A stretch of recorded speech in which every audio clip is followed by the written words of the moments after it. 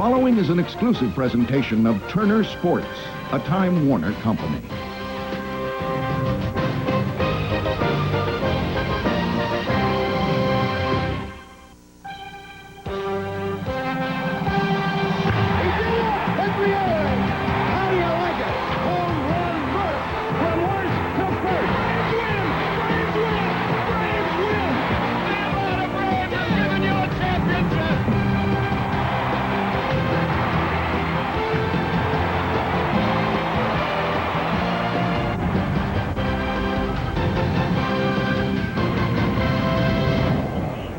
The weather has gotten a little cooler and the competition a little tougher for the Atlanta Braves as they open up a 9-game road trip with the first of 3 against the San Francisco Giants. Hi, everybody. Pete Van Weeren along with Joe Simpson welcoming you to 3Com Park in San Francisco. Braves and the Giants about to open up a 3-game series. And for the Atlanta Braves, Joe, it's a trip away from playing a lot of sub-500 teams in the beginning of a stretch of games against some tough competition, possibly some playoff opponents. Out here on the West Coast especially, Pete, the next 3 weeks are going to be very tough. And we've said before that the Braves seem to handle the teams they're supposed to beat. Well, they seem to do pretty well against the teams with a better than 500 record, too. As this graphic will show you, they are 30-18 against teams that have a 500 or better record, and not too bad against the sub-500 teams as well. But the next 18 games against all 3 of these teams on the West Coast, both here on the road and back at Turner Field, and then Houston comes to town, too. So the Braves have got a tough chore ahead of them. Tom Glavine's on the mound tonight. He's got a chance to tie Greg Maddux with his 15th win, but it won't come easy. No, it won't. The San Francisco lineup has 5 hitters in it hitting 300 or better against Tom Glavine, including one, Rich Aurelia, who is hitting a lifetime 700 against Tom Glavine. We'll see how he fares against the Giants and Kurt Reeder tonight. The lineups and all the action coming your way right after this. The ultimate. Brought to you by Michelob. There's ordinary beer, and then there's the smooth, rich taste of Michelob. Beer or Michelob. By Aflac, helping to fill the gaps left by your regular insurance. Aflac, insuring over 40 million people worldwide. And by Discover Card. It pays to discover. Accepted where you see the Novus sign. Back at 3Com Park in San Francisco, the Braves start this road trip against the Giants tonight with this Neutrogena T-Gel starting lineup for Bobby Cox. Leading it off will be Walt Weiss at shortstop. Gerald Williams will bat second and play right field. Chipper Jones is at third base. Galarraga, Javi Lopez, and last night's hitting hero Andrew Jones will follow. Tony Graffinino, Danny Bautista, and Tom Glavine, the bottom third of the order. For the San Francisco Giants, they have several new faces on their ball club. Only one that you're really not familiar with seeing in a Giants uniform. That's Ellis Burks, who will be in center field tonight. He'll be flanked by Barry Bonds and Marvin Bernard. Charlie Hayes, Rich Aurelia, Jeff Kent, and J.T. Snow are on the infield third to first. Brian Johnson is just back off the disabled list. He was on the list for a while with a broken thumb, but he's back in there in the lineup tonight. And on the mound will be Kurt Reeder. The left-hander is 27 years old, 6'2", 207. You're looking at his numbers for the year in night games and day games, and quite a difference there, ERA-wise especially. But he is the leading winner on this pitching staff. Among their starters, he's 12-6, a 4.20 ERA, won 13 games for the Giants last year. And he's been their hottest pitcher, too. The one thing about this pitching staff, they have the #1 bullpen in all of Major League Baseball in terms of ERA, with an ERA of 2.96. But the problem is they've got to get their starting pitchers at least to the 6th inning to get to guys like Tavares, Donnie Wall, Rob Nin, Jose Mesa. Those guys are doing a good job, but they need more innings out of their starters. And Reeder has won 2 in a row, and he is 9-4 over his last 15 ball games. Umpires tonight: Ed Montague behind the plate. Greg Bonet is at first base. Paul Nauert at second. Angel Hernandez is at third. And Ed Montague has switched with Randy Marsh, who we understand is back home with his mom, who is ill. And we certainly wish Randy and his mom well. And here's Walt Weiss leading it off and taking a strike. We're underway on a chilly night. It seems a lot cooler than it really is here after you play in all that warm weather the Braves have been in lately. Another strike from Reeder, and the count 0-2 on Weiss. 304, a 7-game hitting streak coming into this one. No homers, 21 RBIs for Weiss this year. It's right after a little tap towards second. Jeff Kent charging, throwing, getting him by a step.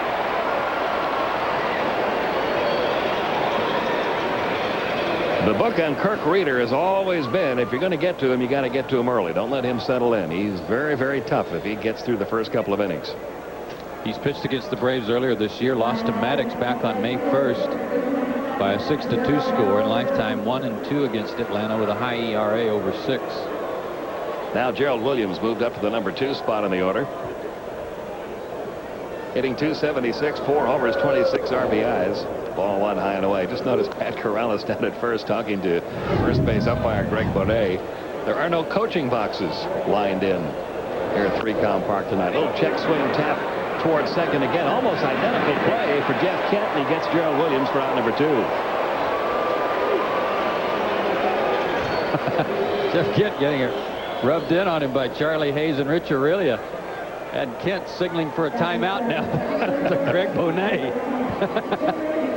Jeff Kent missed some games. He's wearing one of those great big knee braces we used to see Sid Bream wear all the time. He missed some games after getting nailed on a play at second base, so that's not an easy play for him to make anymore. Well, here's Chipper Jones, 313, 26 home runs.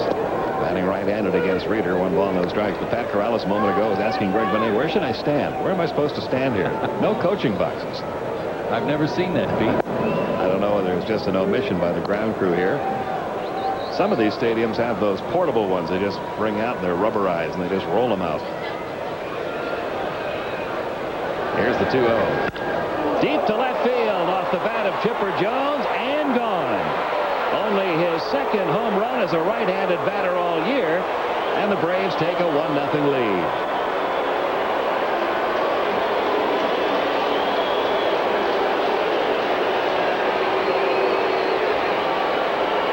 But you can't start on a road trip much better than that. No, sir. And nice for Chipper to hit another one right-handed, too.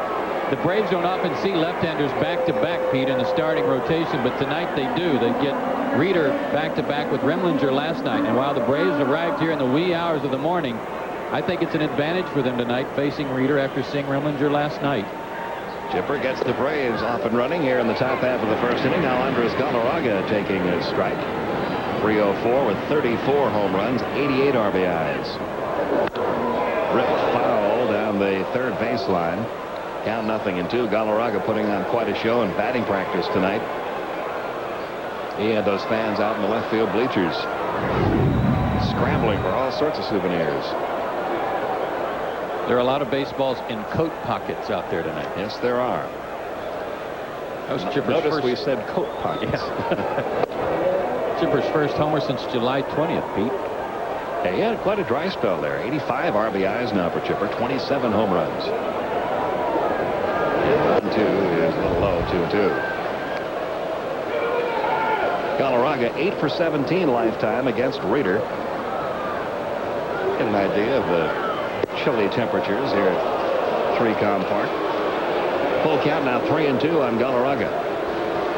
Reeder, a fastball slider pitcher, tries to rely on some sinking movement that he worked well for him in those first 2 ground outs. Still 3-2. But that was the 20th home run he has allowed this year.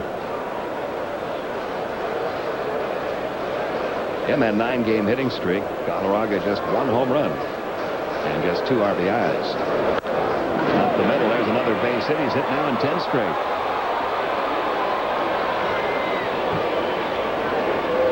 So after getting the first 2 on ground balls to second, a home run by Chipper Jones, a base hit for Andres Galarraga. Watch how he keeps his hands in close to his body here to get the head of the bat on the point of the contact.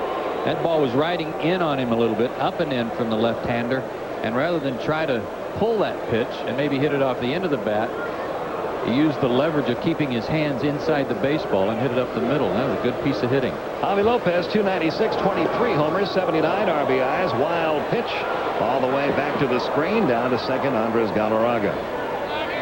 So the inning unraveling just a bit on Kirk Reeder after a good start to it. Just watch and see what Johnson tried to do with this pitch. Hit right on the front lip of the plate, didn't it? Yeah, he had it blocked, I think, Yeah. if it doesn't hit the lip of the plate. Yeah, it bounced right over his head. Nothing he could do about that at all. Runner at second now with 2 outs.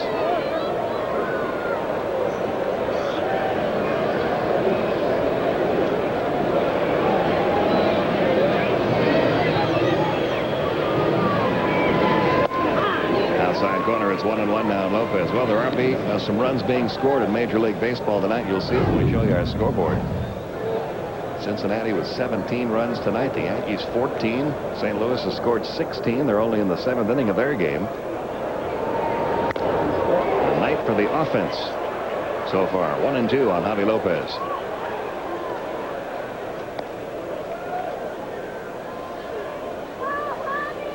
Javi with already a personal career high in RBIs and closing in on some of the best ever. Yeah, he should finish at least third and maybe as high as second on the all-time list, and who knows, he might have a hot last 2 months and go crazy and break Torrey's mark. Here's the 1-2. Another ground ball to second. Well, Jeff Kent has that one roll right through his legs into right center field, and Andres Galarraga scores to make it 2-0. That was the easiest play of the 3 for Jeff Kent, and he's not smiling this time.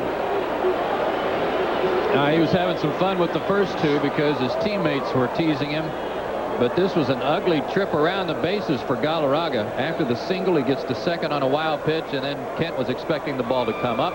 It didn't. They played a football game here on August 3rd, just a few days ago. 49ers had their first exhibition game, and maybe this field is not in as good a shape as it was before they went on their road trip.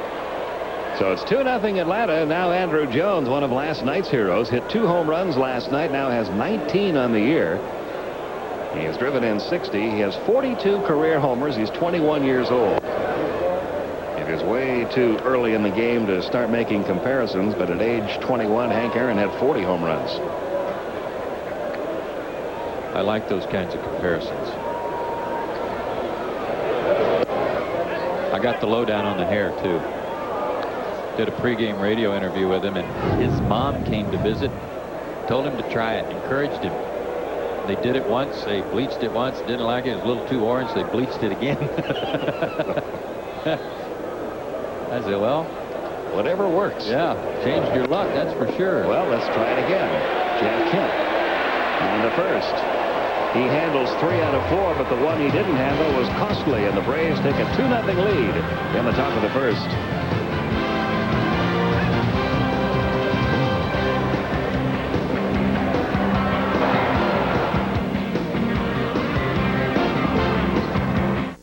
Tonight on 80s Night. Look to wrest the crown from defending champion Davis Love. You feel great just to be in it. Good start to the road trip. Braves get 2 in the top of the first. We go to the bottom half of the inning and look at the San Francisco Giants starting lineup. And they've got some hot hitters. Boy, these guys have been tearing it up. Marvin Bernard, Rich Aurelia, Ellis Burks. Then Barry Bonds in the cleanup spot now for the Giants. Jeff Kent back at the 5th spot. Charlie Hayes will hit 6th, and he has always hit Tom Glavine and lefties well. J.T. Snow will bat 7th. Brian Johnson is the catcher back in the lineup, and Kirk Reeder, the pitcher, bats 9th. Defensively for Atlanta, in the outfield tonight, Bautista, Jones, and Williams. 3rd to 1st, Jones, Weiss, Grappanino, and Galarraga. The catcher is Javi Lopez, and on the mound, Tom Glavine to make his 24th start of the year. He has 1 complete game, 14-4, a 2.61 ERA. But look at the numbers on the road, 8-1, and that's the most wins in the National League on the road with a 2.04 mark. He is 12-10 lifetime against the Giants, 4-2 at this ballpark. But as we mentioned, a lot of individuals in this lineup with outstanding one-on-one achievements against Glavine, so we'll see how he does. Marvin Bernard leading it off. He has been red hot. The Giants just back from a 10-game road trip. They went 6-4 on the trip. Marvin Bernard in his last 20 games hitting .523. 23 hits and 44 at-bats. Up to .313 now for the year. He's a guy who grew up in Nicaragua idolizing Dennis Martinez and still does. Yeah, those kind of numbers leading off, you're going to be in there a lot. Little tap, Glavine handles it. One gone. Even against the left-handed pitcher, even though that at-bat wasn't successful. Well, here's the guy Tom Glavine's probably been thinking about with this San Francisco Giants lineup tonight. Shortstop Rich Aurelia, who's maybe one of the best-kept secrets in the National League. Yeah. He's leading all National League shortstops defensively. He's only made 5 errors all year. He's hitting .297. He has some power, 7 home runs. He's driven in 38 runs, hitting at a .461 clip over the last 9 games. And against Tom Glavine lifetime, he's 7 for 10, a .700 batting average with a home run. but you don't hear much about him. No, you don't. Well, you hear about Barry Bonds when you think of the Giants, or Jeff Kent. And it's not just Tom this year that he's handled against Atlanta. He was 6 for 13 against the Braves when they played in Atlanta.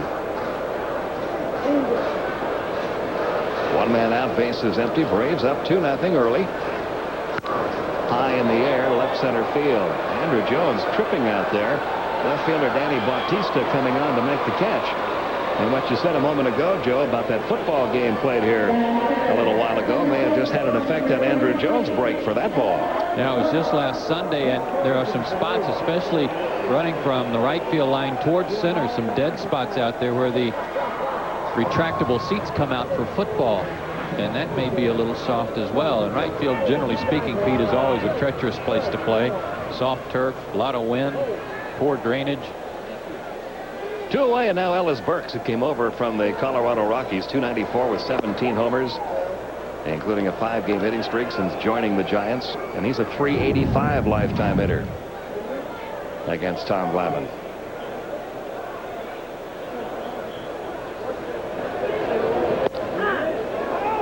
One and one the count with 2 men out. General feeling was that, yes, they got Joe Carter and Sean Dunston in a deal to try to help their ball club, add some veteran leadership. Loop to right, that's going to drop in for a base hit. But the general feeling was that when they got Ellis Burks, they got a solid bat for the middle of their lineup that can help these guys win, and they believe now that they can win. And will they overcome the San Diego Padres? That may be a tough chore, but they're only 2 games back of the Cubs for the wild card. Only 2 back of the Cubs for the wild card, and they can look up at the scoreboard tonight as you look at the new acquisitions that the Giants have picked up in the last couple of weeks and see the Cubs trailing 16-3 to the St. Louis Cardinals.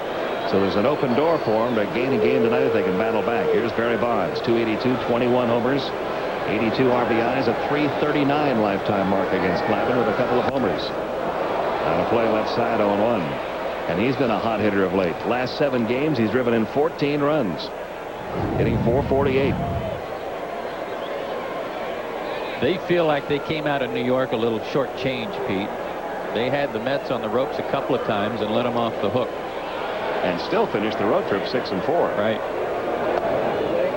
1 ball, 1 strike on Bonds. And the Mets may be a team that they also have to contend with for the wild card spot, and yet they lost 2 games to the Mets when they walked in the winning run. Jose Mesa did that twice.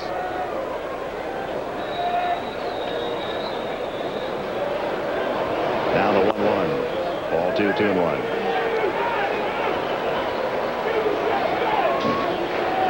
You know, we keep showing shots of Dusty Baker, and last year this team wasn't supposed to do anything.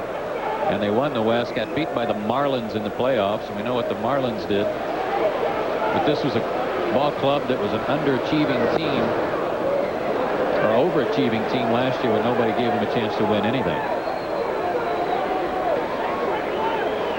It is now 3-1 with Burks at first and 2 outs.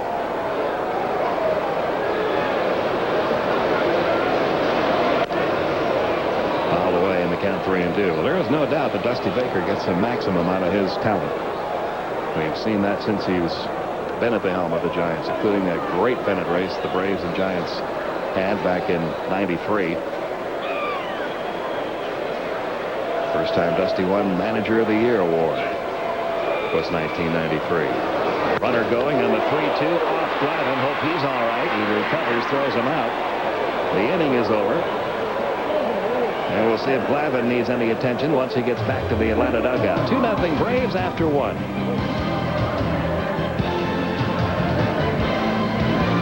It didn't look like it was hit that hard. I hope not. Of baseball and may not be reproduced or retransmitted in any form. And the accounts and descriptions of this game may not be disseminated without express written consent. 2-0 Atlanta. We go to the top half of the second. Tom Glavine apparently all right after having that ball hit off him. And recovering for the final out of the inning, and Tony Graffinino leads it off, hitting .239 with 5 homers, 18 RBIs, and taking ball 1 from Reeder. Let's take a look at that when we get a chance. Had a shot of Bonds hitting that ball back at Glavine. Looked like he got it off the end of the bat a little bit, Pete. Yeah, it wasn't really a smash. Just kind of a soft liner. And Glavine actually might have gotten a little bit of a glove on it. But Kent has had every ball hit to him that has been in play for a fielder. There's not been either a home run or a clean base hit. He has handled 4 of them cleanly, and he has booted 1, costing the Giants an unearned run. Here's Danny Bautista now, 223 with a couple of home runs and 10 RBIs.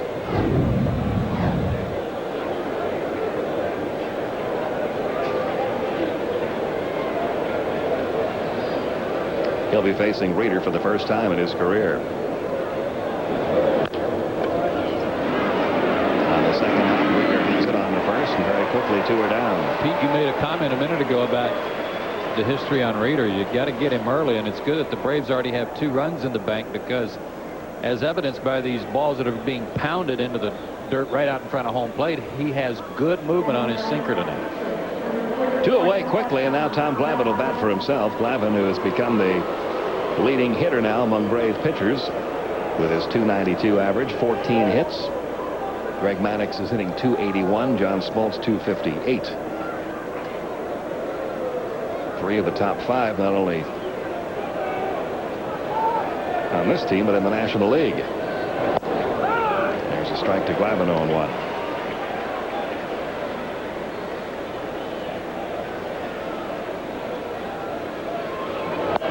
Reeder, quick worker, ahead 0-2.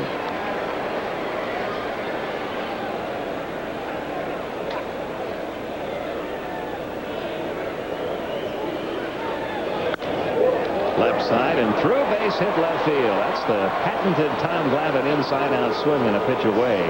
Gets a lot of his base hits out there. And that is his 15th hit in 49 trips this year, so he's up over 300 now. Pete, he makes it so simple. Watch, real short stride, even against the left-handed pitcher. All he's thinking about is up the middle or maybe slapping it to the opposite field, and Reeder made a mistake by getting a pitch up, and he was able to put it between Hayes and Aurelia. But a very short stride, and everyday players could take a little page out of that book. 3rd hit off of Reeder. Back to the top of the order now, Walt Weiss. He grounded out to second, his first time up, and takes ball 1. Weiss trying to extend a 7-game hitting streak. Says he feels his leg now 80-85%. Still not 100%, but it probably won't be all year. Outside, the count 2-0.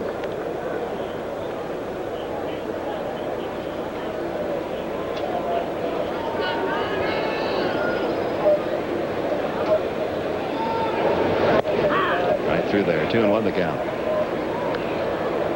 2 outs. Glavine at first, not being held.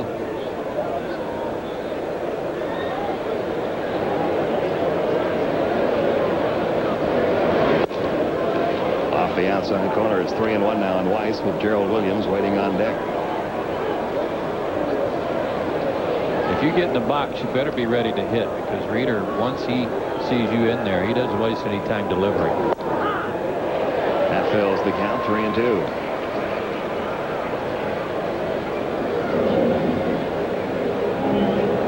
Glavine will be on the move with 2 outs.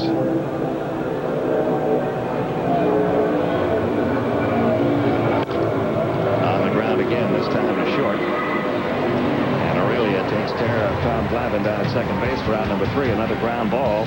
All the outs in the game against Reeder have been in infield grounders. 2-0 Atlanta. We go to the bottom half of the second.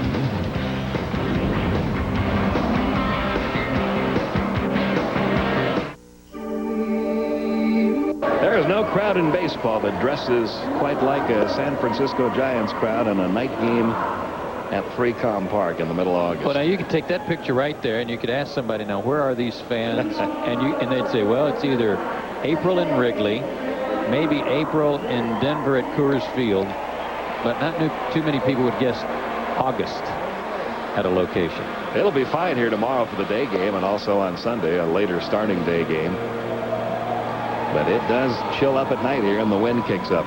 Those are some interesting ear muffs, aren't they?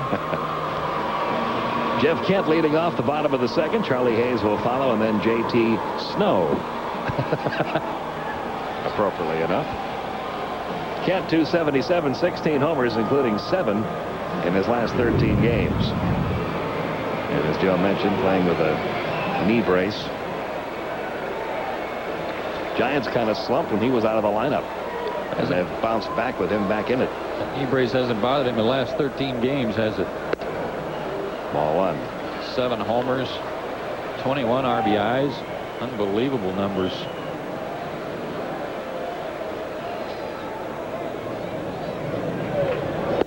Also unbelievable about Jeff Kent is the way the outfield plays him now compared to the way the outfield used to play him. Look where the outfield is playing him. You would think it was Ted Williams hitting. They're playing him like a left-handed pull hitter. He used to be a dead pull hitter. Yeah. And was played that way. When he was with the Mets, he never hit a ball right of the mound. And now he's got all of left field to hit to. With Bautista way over in left center, Andrew way over in right center. And Gerald Williams playing a deep right field. Ground ball short. Walt Weiss to the first.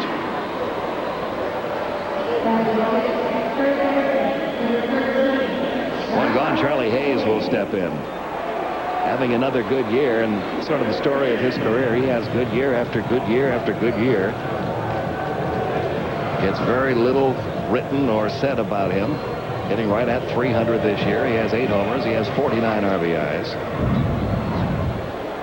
This guy's a lifetime 265 hitter. But always hits double figures home runs. Always drives in somewhere in the 60 to 80 range. A couple of years better than that. He had 98 RBIs one year at Colorado. Plays a good steady third base. Another one of the unsung players on this Giants team. 1 ball, 1 strike. We mentioned how the Braves have played against 500 clubs, Pete. They've really worn out the Western Division too. 19-5 overall against them. What's going to be interesting on this trip is the difference in the clubs that they're playing now compared to the California clubs they played early in the year. You can see the Braves had a lot of success against the Dodgers, the Padres, and the Giants. What, 9-2 in their 11 games? Right. Line left center field, base hit for Hayes. Over quickly, Andrew Jones will get it back and hold Hayes to 1. But you're playing a Giants team with all the additions we showed you. They're a much stronger team on the bench, and Ellis Burke's in the middle of that order now. Next up is San Diego, and they certainly are a different-looking club. Especially since the first time around the Braves played San Diego. Ken Caminiti and Wally Joyner were both out of the lineup, and now they've added Randy Myers to their bullpen mix. What a pickup. And the Dodgers made all those moves. Yeah. With Mike Piazza and everybody else after the Braves had played them, so that's a whole different team. New manager, new coaching staff practically too. Here's J.T. Snow, 255, 13 homers. Ball 1. Charlie Hayes, getting back to him after his base hit real quick, Pete. He's one of those guys that you hear rumblings about sometimes. Well, he's not a real good guy, you know. Maybe he's not real good in your clubhouse. Not a good attitude. Toward third, Chipper Jones goes to second. 1 there. The turn by Graffinino, not in time. All I know is that Charlie Hayes plays hard every day I've ever seen him play the game. I've never seen him loaf on the field. He wears out left-handed pitching, and he does a solid job for you at third base. And maybe he does change teams a lot, but he plays hard. 2 gone with Snow at first. Brian Johnson just getting back into action for the Giants. Steps in. 234 with 10 homers. He's been on a rehab assignment in AAA at Fresno, recovering from a fracture of his right thumb. He was reactivated today, as was relief pitcher Julian Tavares. Doug Mirabelli, who was up in Johnson's absence, a catcher, sent back to Fresno, and pitcher Alvin Mormon put on the disabled list. And speaking of roster moves, a lot of newspapers around the country today carried a story that Mark Wohlers was not with the Braves, that he had gone back to the minor leagues for a 10-day stint. Well, there he is. It is being considered that he might go back to the minor leagues. It has not been officially decided yet. He is with the ball club. He is on the roster, and he is here in San Francisco. And his agreeing to go and actually being sent are 2 different things. He has to clear waivers first, for one thing. Here's a 3-0 pitch down to Brian Johnson. He had the green light. Weiss to Graffinino. That's it for the Giants in the second. 2 innings in the book, 2-0 Braves.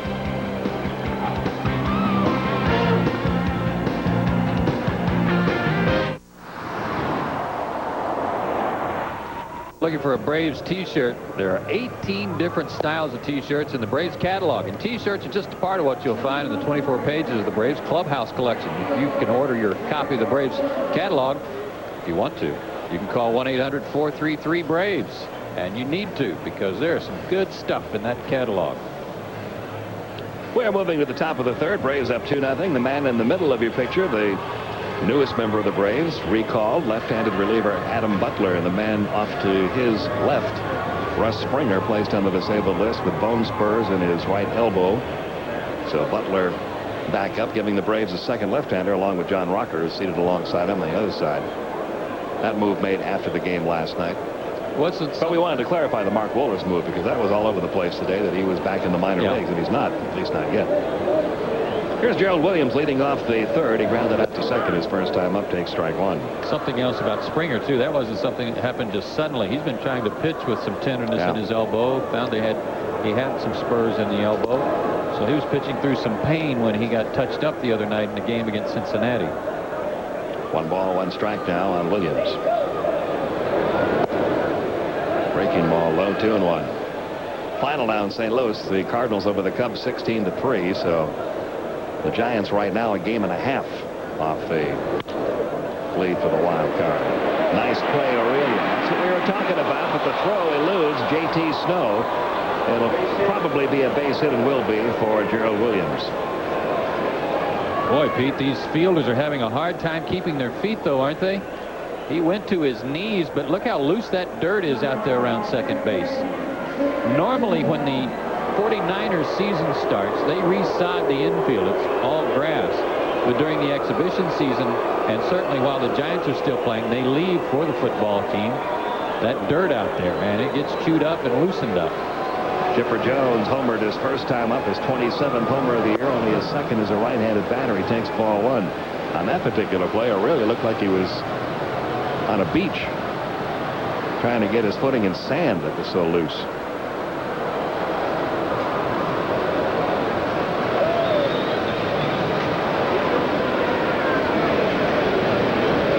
Now the 1-0. Good stop by Johnson, 2-0 the count, and Chipper Jones.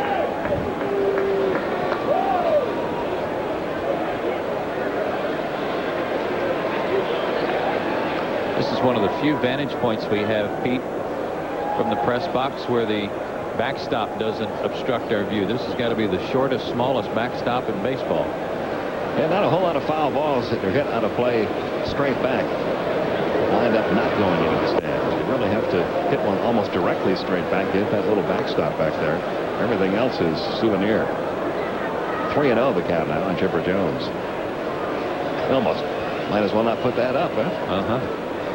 I think those fans right behind the plate appreciate it. Yeah, those front row fans down there, the first 3 or 4 rows, I'm sure, appreciate it.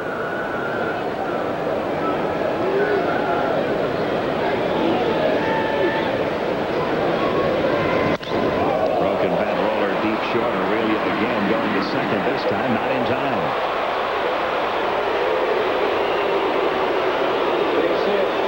That'll be another infield hit.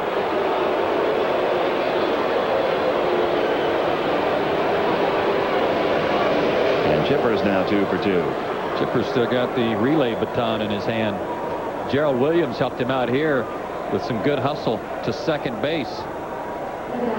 And by hustling down there and beating the throw. Whoa! Did he? I'm not sure that he did. I thought watching it live, it looked like he beat it easily, but I'm not sure after watching that first replay.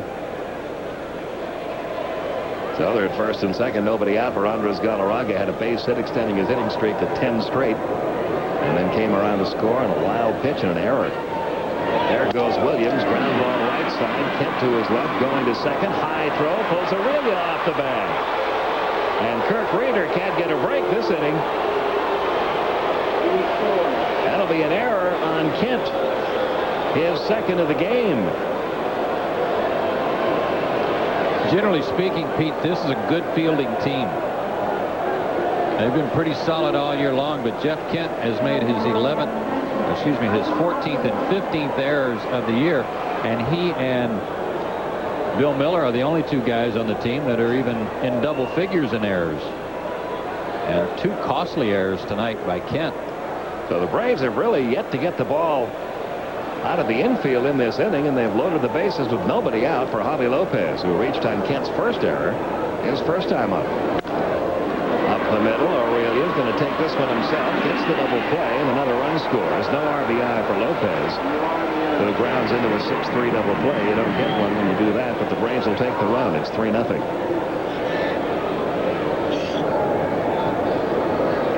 As Kirk Reeder just keeps serving up ground ball after ground ball after ground ball. Finally got a couple of outs with one. Yeah, if you're Ron Peronowski, the pitching coach, you got to applaud what Reeder's doing. He's keeping the ball within the 90-foot area. He just needs some more help. Here's Andrew Jones. He grounded out to second his first time up.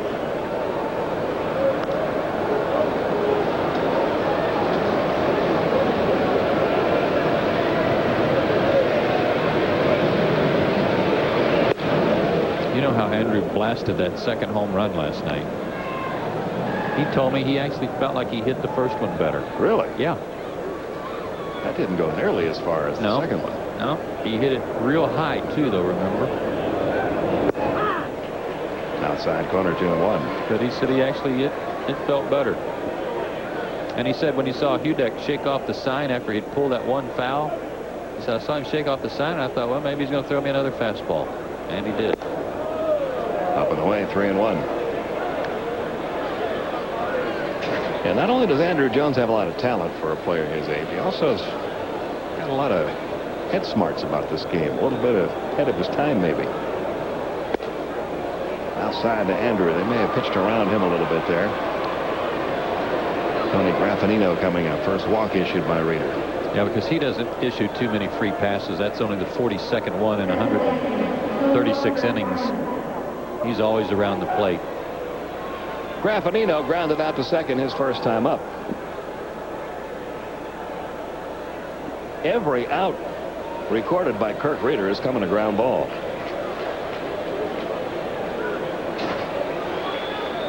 They're at first and third now with 2 outs. 3-0, Atlanta leading it.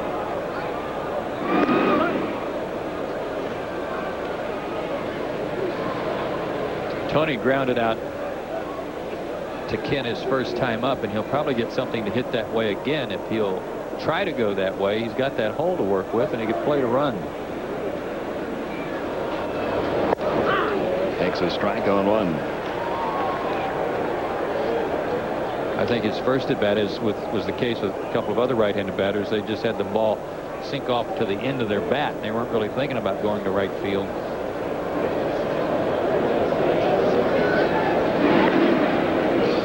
Yeah, we've talked about several members of this Giant team that maybe don't get the publicity that they should. Add Kirk Reeder's name to that list. You hardly ever hear his name mentioned among the top pitchers in baseball, but with pitchers who have won 30 or more games who are active right now, that was close at first. Reeder has the second best winning percentage. Andy Pettit is first with a .681 winning percentage. Reeder second, .662, and then Randy Johnson. That was a quick release. Andrew had not even moved back to first when the throw was on the way. Now he's 51 and 26 lifetime, Pete, counting his time in Montreal. That's not too bad.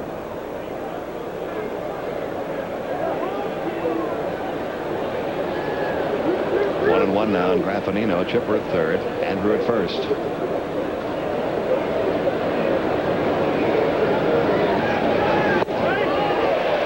A ball and 2 strikes. Fortunate there.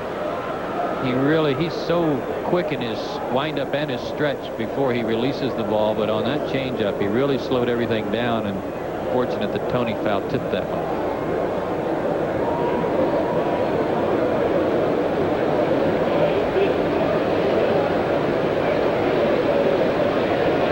Here's the 1-2.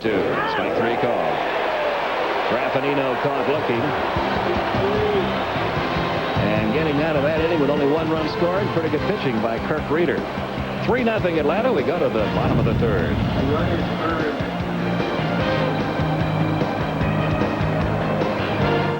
You've heard one side. The aggressive. We're going to take a look at the Office Depot scoreboard, but it's going to take us about 3 innings to let you know what happened today. 17-0 Cincinnati over Milwaukee. Taubensee, Sanders, and Larkin all homered. Pete harnessed the win.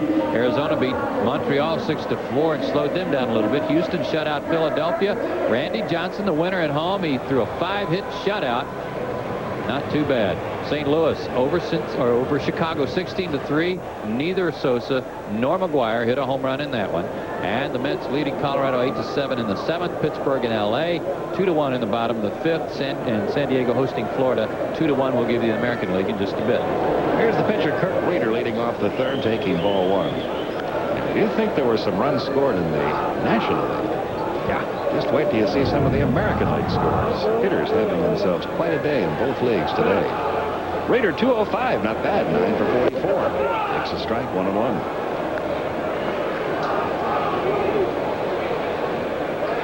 Three runs, 5 hits for the Braves, no runs, 2 hits, 2 costly errors for the Giants. 2 of the Braves' 3 runs are unearned.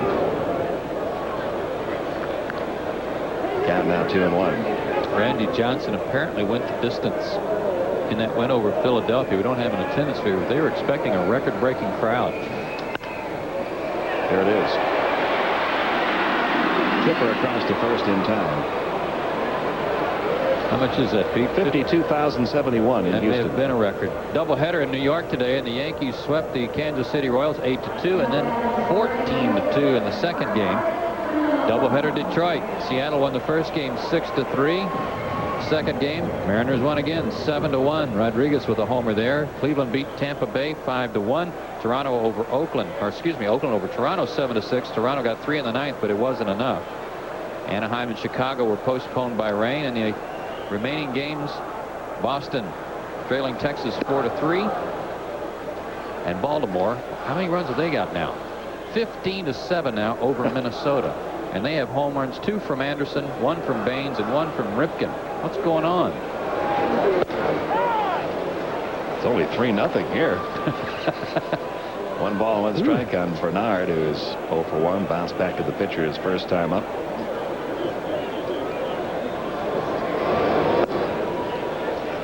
Two and 1 now on Marvin Bernard.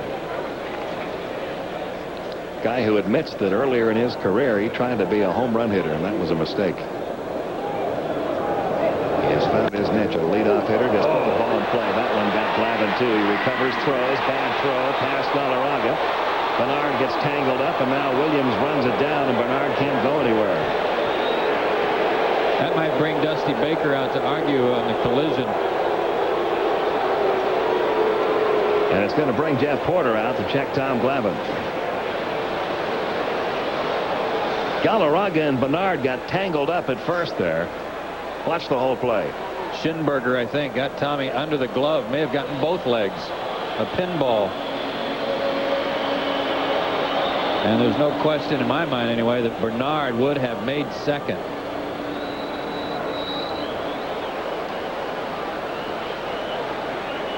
Base hit. It'll be a base hit for Bernard. And now let's see. This is the second time tonight that Glavine's had one hit up the middle that got a piece of him. I think as long as it didn't hit him in the ankle or the foot, Pete, I think he'll be okay. And you know he's not going to come out of the game in any event. But it looks like it got him just above the ankle.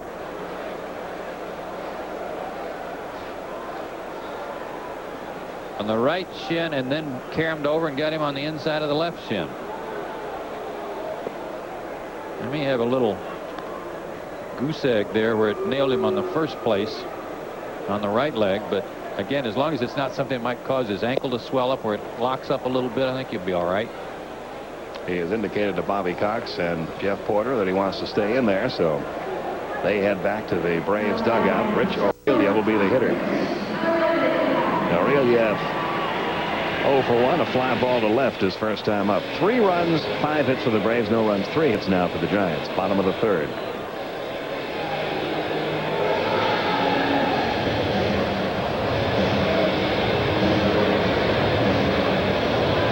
Aurelia, a native of Brooklyn.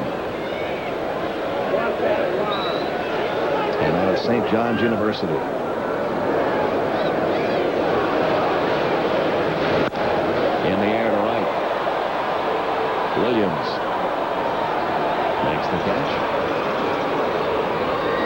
There's a little breeze tonight, Pete, but nothing like you can sometimes suffer through in this ballpark. This is a mild night comparatively.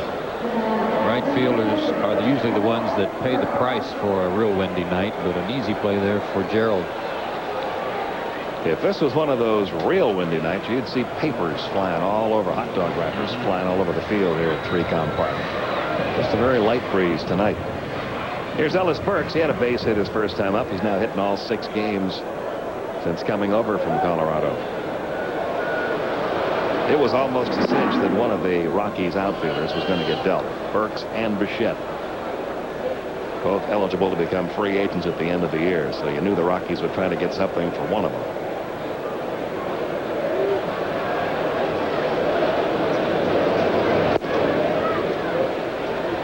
Another player changing teams today. Jeff Juden went from Milwaukee to the Anaheim Angels. I think Major League Baseball needs to call Jeff Juden and ask him which one of these 30 Major League uniforms he's enjoyed the most. He's played for them all, hasn't he? Good grief. In the last 2 years. Just about. Here's the 1-0.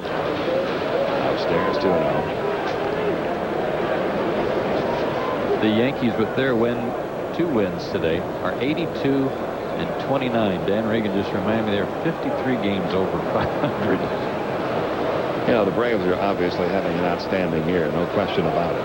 Best record in franchise history at this stage of the season. Last night, the Braves, a very tidy victory as Greg Maddux shut out Cincinnati. You looked at the Braves record, 76-39, and said, boy, that's pretty good. Compared to the Yankees, they were 7 games behind the Yankees record going into today's play. And when you think of how well the Braves have played from start to finish this year, and you think the Yankees have played 7 games better, 8 now, counting that doubleheader sweep today. How do you think the Red Sox feel? Wow, they're 20 over and 15.5 back going into play today. There's a strike, 3-1. Only the Yankees, the Braves, Houston, and San Diego have a better record than the Red Sox. If they lose tonight. Down the left field line, just foul. Full count, 3-2. If they lose tonight, they'll be 17 back.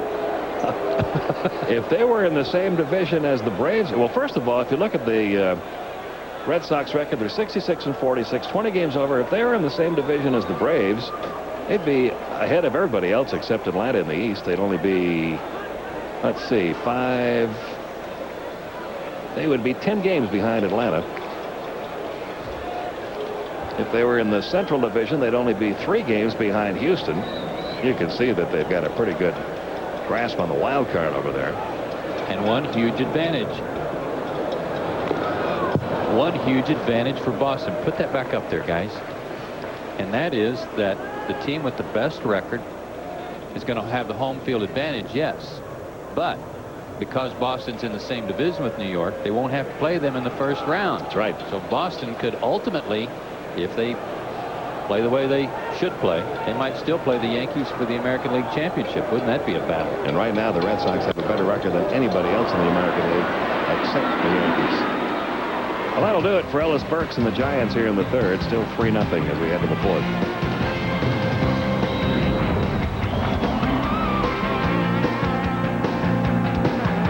People smile and tell me I'm the lucky one.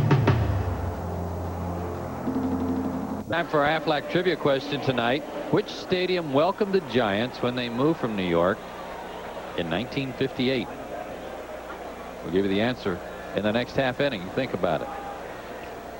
And it'll be Danny Bautista leading off here in the fourth inning. He's 0 for 1. Bounce back to the pitcher's first time up. Braves up 3-0. Ball 1 the count on Bautista. Bautista, Glavine, and Weiss. Glavine okay. Had another quick chat with Jeff Porter when he got back to the Braves dugout, but he's out in the on-deck circle. 1-1.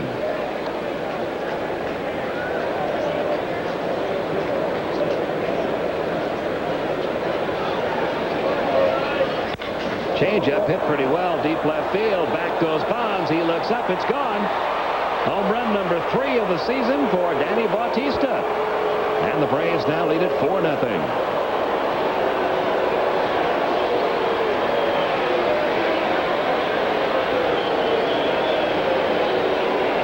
I don't know if he's up this late back in Atlanta, Pete, but I saw Gerald Bautista, your MVP in the family game, in the tunnel last night, telling his dad goodbye on the road trip. And if he is awake, I know he's got a big smile on his face. That was that changeup. Remember the one I told you a minute ago that he threw to Graffinino that he was lucky to get away with? He telegraphed that one too, and Bautista was all over it. It's a great hitter's park if you've got a little power. Pitch to Glavine is hit high in the air to left. Bonds in for the catch for the out. Glavine now 1 for 2. If you've got some power, left-handed or right-handed, the ball carries pretty well here. It's 335 down one line, 328 to the right field line, but only 365 to the alleys here. And if it's not a real windy night like it isn't tonight, you don't have a lot of wind as a factor, you get the ball out in the gaps pretty good. Yes, you can. Didn't used to be the case when it was open out there, but since they've enclosed it. Right down the lines, especially it will carry. Right field, you almost on a normal windy night, you've got to hit it right down the line because a lot of times the wind will swirl out there and blow the ball back at you. But down in that corner, it'll jump pretty good. Right back up the middle, base hit for Walt Weiss. He's hit safer now in 8 straight games. And the Braves now with 7 hits off of Kirk Reeder. Gerald Williams will step in. He's 1 for 2. Had an infield hit and came around to score in the 3rd. We haven't talked much about last night's game, but don't you enjoy getting the papers and reading the reviews after a Greg Maddux pitch game? They are universally highly rated. Yes, they are. 2 thumbs up. Yes.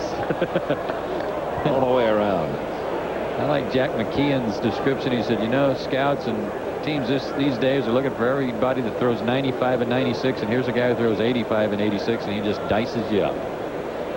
0-1 they count on Williams. Base hit to left. Braves getting some real good swings at Reeder the last couple of innings now. 1st and 2nd with 1 out. Got a few pitches up. He was getting some good movement with his fastball. This is very straight, above the knees and over the middle of the plate. A good swing by Gerald. 8 hits now for Atlanta. Chipper Jones 2 for 2 steps in. He's homered and singled tonight. The home run is 27th of the year. 85 RBIs now for Chipper. And let's see where he is in the runs scored now. He has now scored 93 runs. So he's heading for another 100 season in runs scored and RBIs. And the Giants bullpen is going to swing into action here as Chipper fouls away the first one.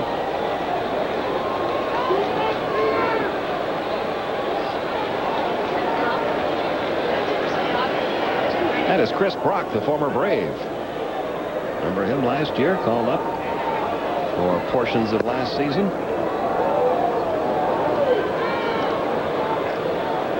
Signed with the Giants as a minor league free agent, called up recently. Turned out to be a good move for him.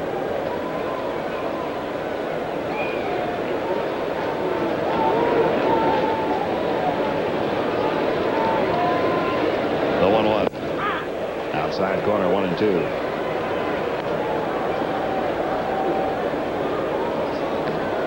Bobby Cox has talked about travel days, Pete, and the difficulty sometimes going one coast to the other. And I think he's right. That's all this time for Chipper. There's a good cut fastball. Started that one inside and had it come back over the plate. But most of the time, I think when a team travels after a night game and travels all the way across the country as the Braves did last night, there's the strikeout again. The first game is not so bad. You've still got a little adrenaline going and you know you're a little tired, but you're ready to play. It's that second game that sometimes catches up to you. And tomorrow the Braves will have a day game, and it'll be interesting to see how they come out. Yeah, body time last night, it was like 5:30 Eastern time by the time the Braves got to their hotel, 5:30 a.m. So the guys, for the most part, slept in today. And out here tonight, leading the game 4-0. But I agree. I think the second day is the toughest. Coming this way. Yes. One and one now in Galarraga. Giants had a day game yesterday at Shea Stadium. That was one advantage for them, but they also had flat across the country. 2 balls, 1 strike. But there's a lot of difference between arriving in a city body time at 5:30 or 6 in the morning and arriving at 1 o'clock or so.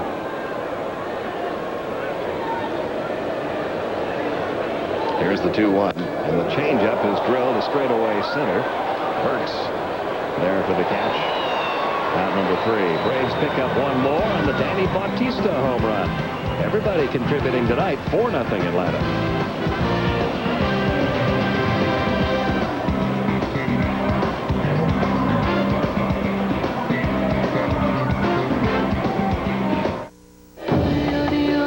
As we go to the bottom half of the 4th inning, time to give you the answer to our Aflac trivia question, which was, which stadium welcomed the Giants when they moved from New York in 1958? The answer is Seals Stadium. It was located at 15th and Bryant downtown, and that was their home in 1958 and 1959. And in their first game on April 15th, 1958, they made the Dodgers pay the taxes. 8-0 the final that day, and they're going to have a new stadium here in just a couple of years. 596 days to be exact. They've got that countdown started out there in right field now. It's going to be located in the China Basin area, which is a little bit closer to downtown. Quite a bit closer to downtown here in San Francisco. First pitch swinging, Barry Bonds. And all sorts of people out there. Who's going to take it? Look out. Andrew Jones got there and almost ran over Danny Bautista. Chipper Jones looked like he lost that ball. He was kind of waving his hands, and I'm not sure that he saw it. The Braves had a shift on for Bonds, so he was the only guy on the left side of the infield. Andrew was waving and calling, but I don't think Danny heard him. And he probably wasn't expecting Andrew to be there, because Andrew came from somewhere over by Oakland to make that catch. Everybody all right. 1 out. Here's Jeff Kent, who grounded out to short his first time up.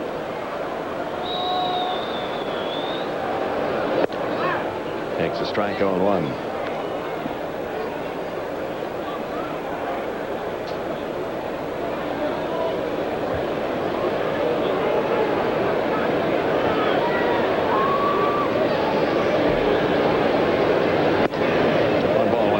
I think that China Basin location, Pete, and I just saw that this morning.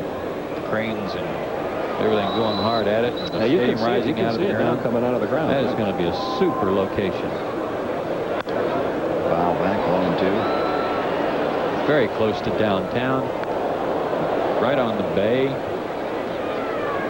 A little bit milder place than they have experienced here at Candlestick Point. Yes, this has always been a place where the weather has been a factor, no matter what time of year you come here. It'll be a little more California-like. Picture in the paper today of a mock-up of a statue they're going to have outside the stadium for Willie Mays, right, too. 2-2 on Jeff Kent.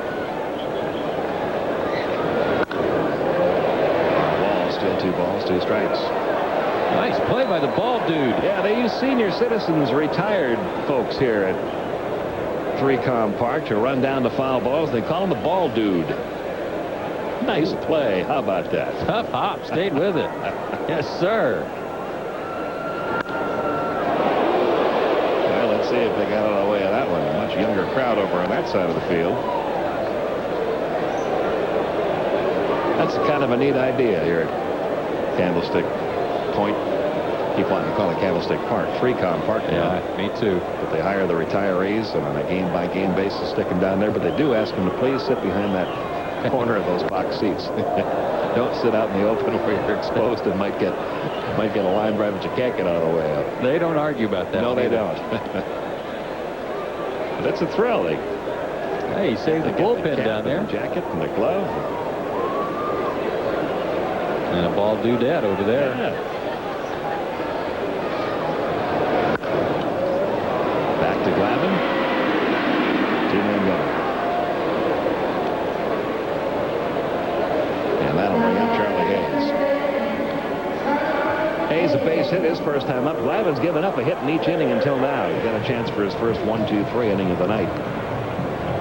If he can get Charlie Hayes.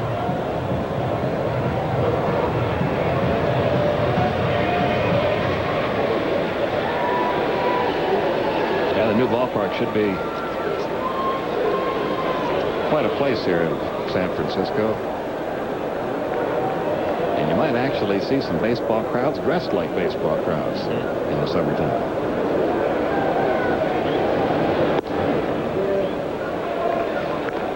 Not bad here in the daytime. It's the nighttime games that you have to come prepared. A little coffee wouldn't hurt. The count 2-0.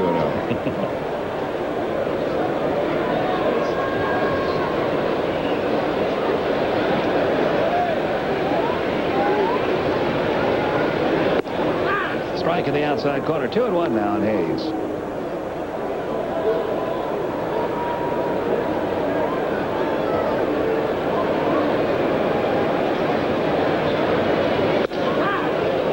And 2 balls, 2 strikes.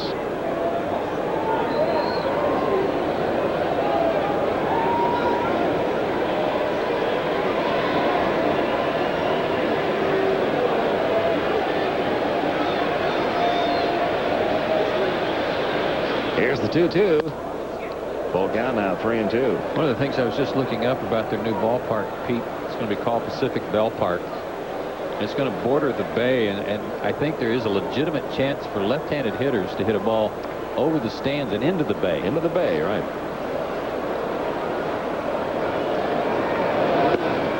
Just off the outside corner. That's the first walk issued by Glavine.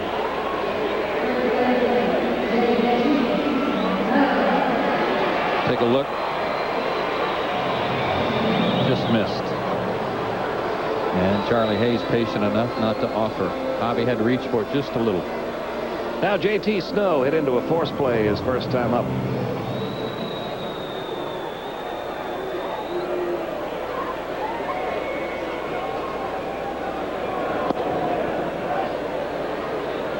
A ball and no strikes. See, they could hit somebody could hit a ball out there that lands in the water. And for every one they do, instead of marking seats like you do and hitting one in the upper deck, you could put base buoys out there with the guy's name on it.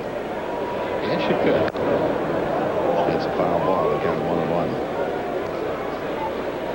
That guy there has a definite shot at it.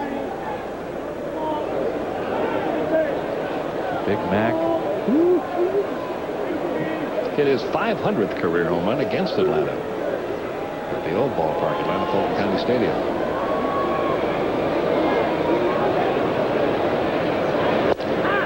Got the knees, 1-2. Hit it off Jamie Easterly. McCovey did. And hardly anyone there to see it. It was one of those twilight doubleheaders that started at 5:30, and he hit it his first time up before most of the fans had gotten there. J.T. Snow caught looking. So Tom Glavine records his first strikeout of the night and gets through the 4th inning with a shutout still intact.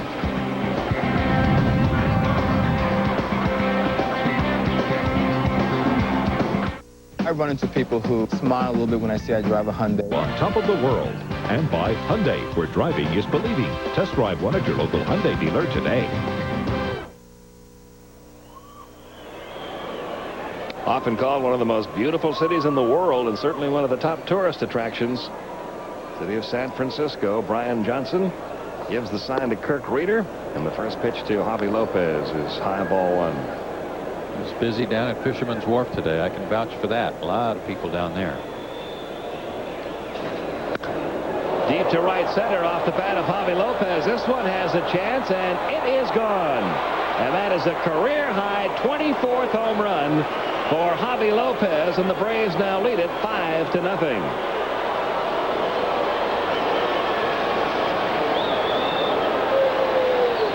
He didn't get credit for an RBI on that double play he hit into earlier, Pete, back in the 3rd inning. Or on the error that he hit in the 1st inning.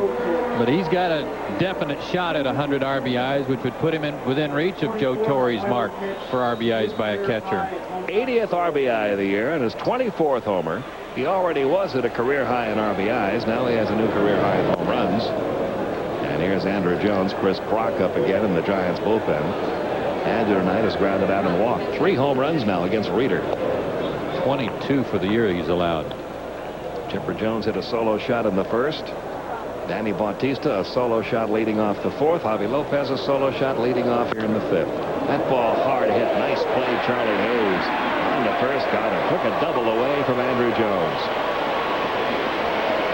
And we've seen him do that many a time before. He's got a good glove down there. I think just exemplifies what I was talking about this guy before. He's not flashy around 3rd, but he'll make plays like this for you time and again to save you some hits. Rarely makes a mistake.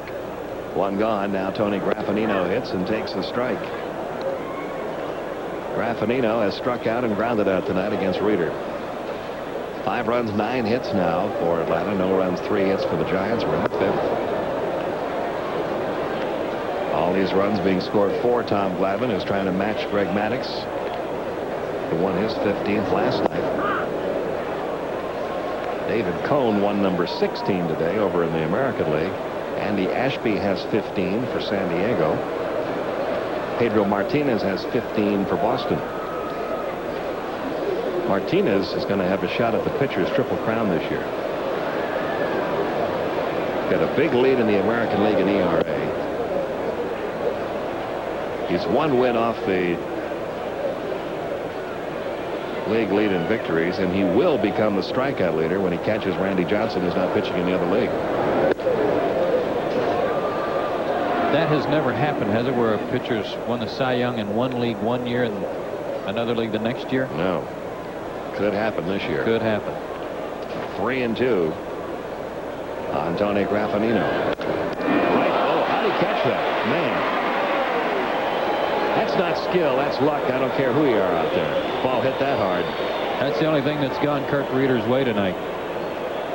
2 outs. It's fortunate it didn't hit him. Fortunate that it didn't turn into a base hit. But it happened to be that he snapped at it a little bit and the ball found his glove. Now Danny Bautista, who has bounced back to the pitcher and homered. Strike in the inside corner.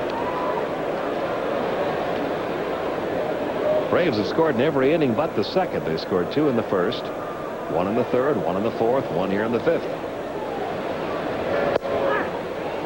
I was thinking about Ellis Burks going over to have a look on Javi's home run. He doesn't have near as far to run these days when a ball hit over his head, does he? No, not like Coors Field.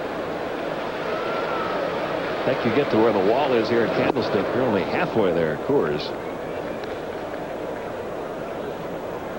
He probably feels like he has to keep checking the wall to make sure he's in the right place. He probably feels like he's playing right behind the infield in this part. Here's the 1-2. Ground ball off the end of the back towards second. Kemp on to first in time. So after giving up the leadoff homer, Reeder settles down. But that's been kind of the story the entire game. Some errors hurt him early. Some home runs have hurt him lately. It's 5-0 Atlanta.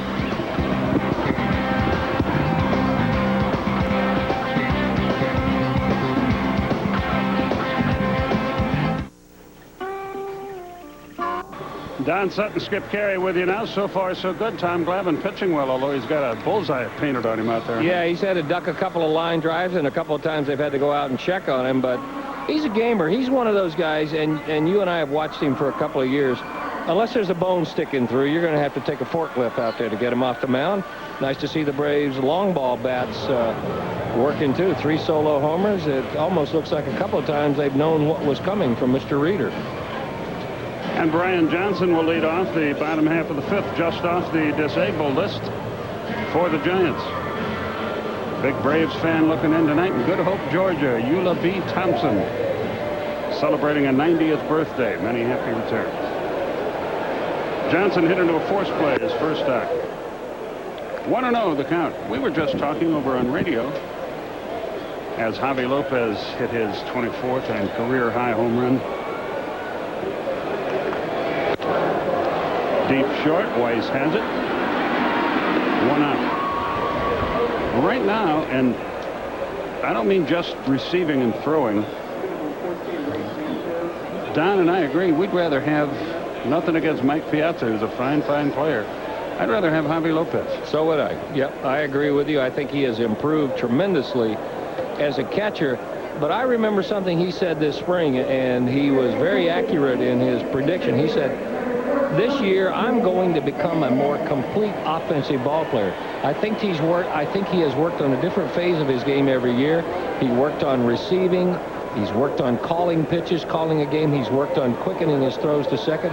And this year, he has become a complete offensive ball player. Ray Sanchez on to pinch hit for Kirk Reeder. Outside, 1 ball, no strikes. Pat Corrales does a good job with these 2 catchers here, with both Eddie Perez and with Javi Lopez, and both respond well to his coaching. Pop foul back. 1-1. Ned Yost should get some credit too. Yes, he does. That's exactly right. 2 former major league backstops on the Atlanta coaching staff. Both were backup catchers, and when you look at their careers, they both backed up some well-respected, well-thought-of catchers, and both learned and worked with some good young catchers. Pat Corrales, a lot of the credit for Johnny Bench's success has to go to the fact that he had a veteran Pat Corrales right there behind him. Sanchez, a 1 hop for the 3rd. Chopper to chipper. 2 out. And the top of the order, and Marvin Bernard will be the batter. He has singled and tapped to the mound. In fact, he has been one of the culprits as far as nailing T.Glavine out there is concerned.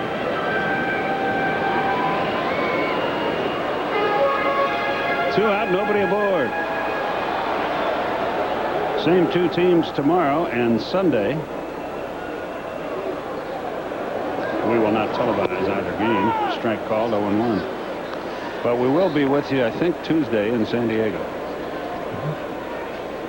A sport coat night for you and me. Hey, I've got big news about that. Last night, Dr. Schiller said, you know, I've been checking the ratings. The sports coats don't either help or hurt, which sounds to me like we might be born free.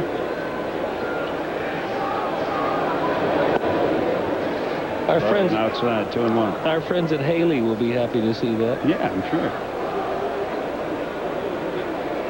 With our physiques, we should expose as much as possible.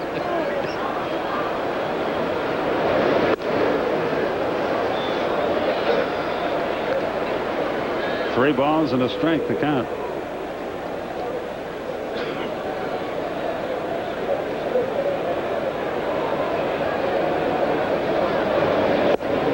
Right in there. It's 3-2. Well, Candlestick isn't exactly jam-packed, but a pretty good crowd on hand.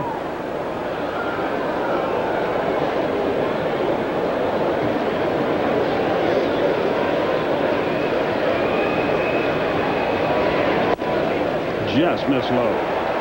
Bernard coaxes a 2-out walk, the second of the night to Tom T.Glavine. His other came an inning ago with 2 outs. Here's Rich Aurelia, who's flied to left and flied to right. 5-0 Atlanta, our score.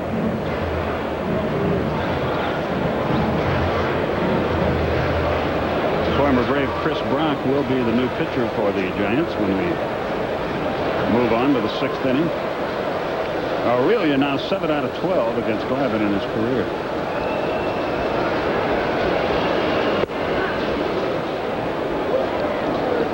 Oh, and 1 the count. Texas beat Boston tonight 4-3, a final score. Pedro Martinez lost 1. Rick Helling won his 15th. Pedro Martinez was 115, lost his 4th. 0-2 the count to Aurelia. Cute little printout score sheets, huh? Yeah, different. Especially with a line down the middle, so you have no idea what the score is. That's nice. Well, you got to add it up, dummy. Okay. Baltimore 15, Minnesota 9. Jimmy Key won it. Travis Miller lost it.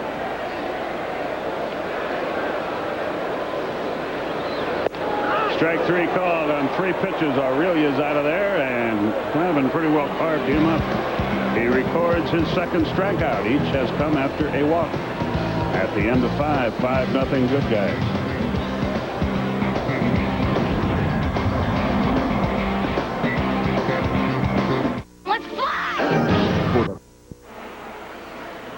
Top of the 6th inning, time for our Budweiser game summary. The game in a nutshell, so to speak. Tom Glavine has been exceptional. No base runners to second. Reeder, everything he threw up there was hit hard. You see the solo homers. And Jeff Kent, who is normally a pretty good fielder, is having a tough year defensively, and especially tonight. Braves lead it 5-0. That's the Budweiser game summary. Strike to Glavine from Chris Brock, the former Brave. They called him up from Fresno on July 17th when they disabled Sean Estes. Right in there.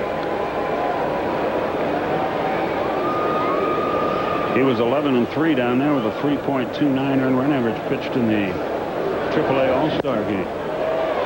Glavine out in a hurry, 1 down. Tommy 1 for 3 on the night, and Brock off to a good start. Left-hand hitters are 4 out of 10 against him this year in the big leagues. Right-hand hitters hitting .261. Here's what you might remember about him last year in 7 ball games. Didn't pick up a decision, but had trouble keeping the base runners off when he had the Braves uni on. Walt Weiss stands in. He's 1 for 3 on the evening.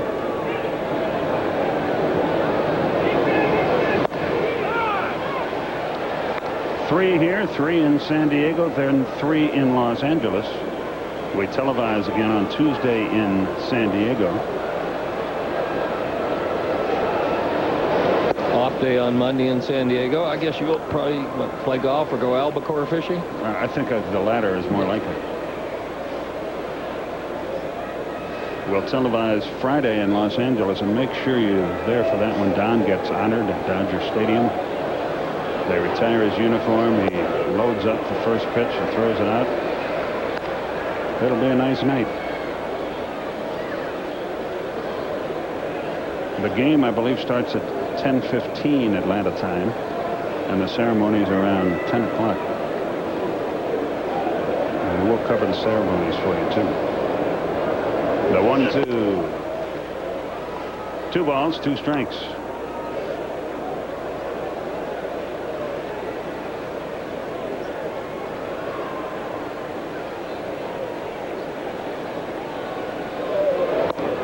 Started to go laid off. Brock looks like he's throwing harder than he did when he pitched for us.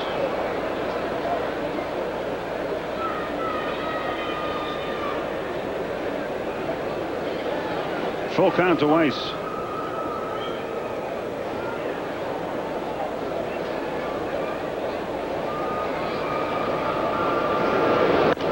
Little squibber off the pitcher's glove. It'll go for, well, we'll see how they score. If he leaves the ball alone, he's got an out. If he catches it, he has an out. He didn't do either. For that reason, I think it's going to be the 3rd error of the night. That's a play that most pitchers will tell you they should have made. And that's exactly what it is, too. Wasn't hit that hard off to his side. See, his momentum carries him over, but he had plenty of time to get back in front of it.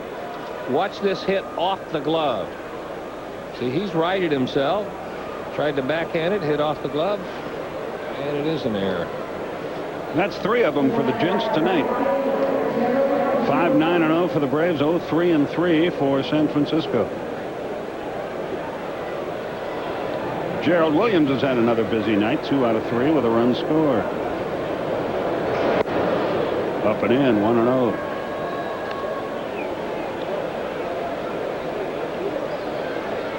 Scott Cockrell, our producer tonight, Dan Reagan, our director. You're enjoying their good work.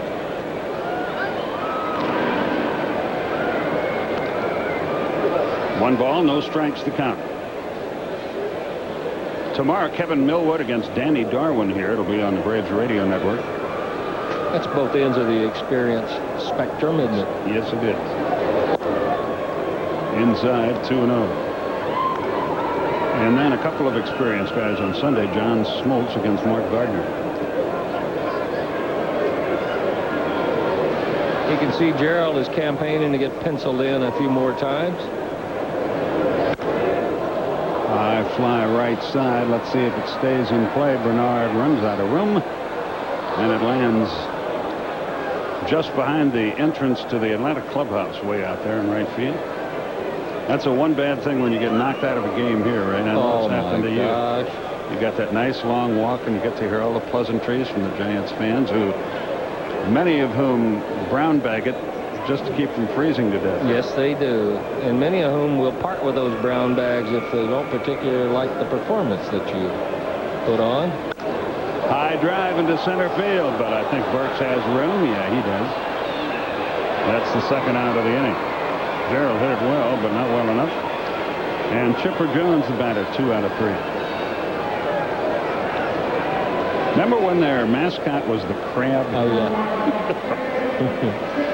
I don't think he lasted real long. They were throwing flashlight batteries at him and rocks. And here's Chipper. He turns around and hits left-handed. Right-handed tonight. A homer, a single in 3 tries.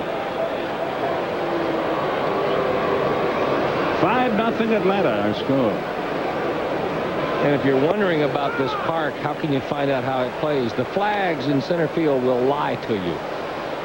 Because if they're blowing out, the ball, for some reason, will not carry to left or right center field. If they're hanging like that or blowing in, it jumps out from the 365 to the 365. A little pop fly on the infield. Charlie Hayes is back there, puts it away.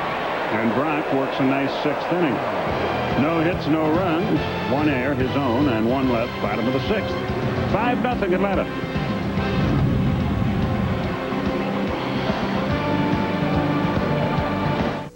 We've never really had that big of a house before. Nothing. Good time for us to take a look at our Wendy's leaderboard. Our category tonight, active home runs. And number 2 on the list, the man you see right there, not a coincidence. He will be batting 2nd inning. Big Mark McGwire atop the list. A couple of the other names might surprise you. One being Joe Carter and the other one being Fred McGriff. But there's your top 6 active home run leaders on our Wendy's leaderboard. Fred having a tough year home run wise. I believe he has 12 the last time out. Yep, the average somewhere in the neighborhood of 270. And there's Joe Carter, recently acquired by the Giants. You got to hand it to their GM, Brian Sabian. He has made some good deals. Yeah, he's a riverboat gambler. Ellis Burks takes a strike to start the bottom of the 6th. Right in there. 0-2. Another one of his recent acquisitions, Burks for Darrell Hamilton. Said they traded good defense for more offense. He can do some things that Hamilton can't do at the plate, and Hamilton can do some things that he can't do in center field.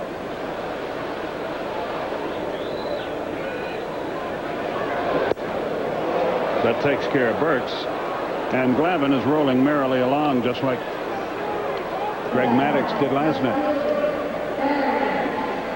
Good spot. He wants it. Down and in, and it's a breaking ball right in on the hands. Good spot for a 2-strike pitch. Here's Mr. Bonds, 0 for 2 tonight.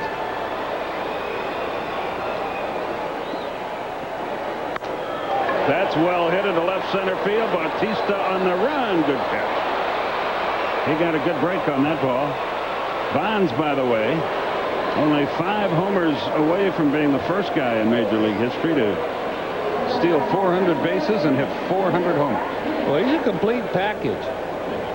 He is one of the best ball players in our generation, all the things that he can do. He's also had success against Tom Glavine, too. Tonight, one of the few times Glavine's been able to shut him down. Boy, that is some elbow guard he's got working for him. Here's Jeff Kent, who has had 2 errors tonight.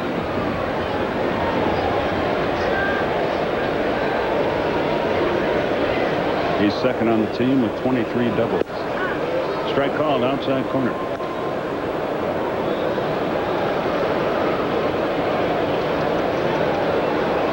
Nothing Atlanta, our score. Boy, the Yankees just keep rolling along. They won 2 more from Kansas City tonight. San Diego is winning 3-2, as they've had in the 7th. Dodgers leading Pittsburgh 3-1, bottom of the 8th. And the Mets held on and beat the Rockies 8-7. All the scores coming up on your award-winning scoreboard.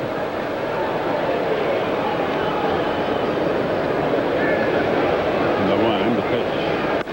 Pop foul back and out of play. Speaking of the American League, I see Kansas City fired one of their executives yesterday. A guy that I consider to be a good baseball man and a very nice guy, Larry Doty.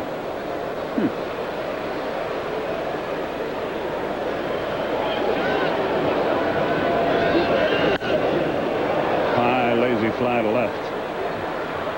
Bautista virtually in his tracks, puts it away, and another inning comes to a close. 1-2-3.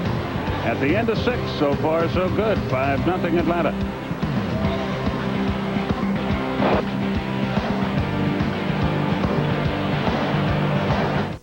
Attention, kids. Don't make the mistake of going to school with the wrong supplies. Station is brought to you by Office Depot. Business is crazy, but Office Depot makes sense. And by Kodak, who gives you the power to take pictures further.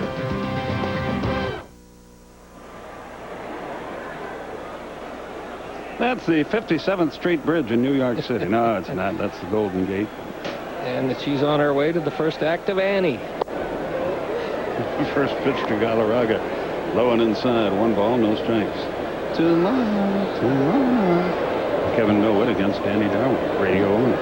You're working tomorrow. Well, the Braves made Reeder teeter tonight. Now they're trying to defrock Brock. He got him in the 6th. Galarraga leads off the 7th. Fouls it away. Andrus extended a hitting streak to 10 games with a first inning single. Reeder may be working his way on to a once every 7-day rotation. That would make him a weekly reader. Now we got him there, unfortunately.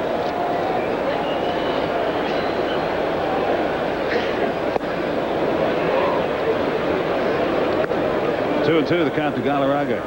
As we said, Mets beat Colorado 8-7. Rick Reed won it. He's 13-7. Pedro Estacio lost to 10-11. John Franco is 22nd save. Galarraga out on strikes. He didn't think so. Why not? He wisely holds his tongue. Darrell Hamilton had a homer in the losing cause for Colorado. Brock really looks good. This cut fastball inside, easy to give up on that, but you can watch Johnson's middle head back to the strike zone. 2 things. It showed you that, 1, he knows how to frame a strike, and the second, that the movement of the ball was headed that way. Nice job of handling that one by Johnson. Is this the same Chris Brock that was with us? Sure looks better. Looks like he got a little more giddy up.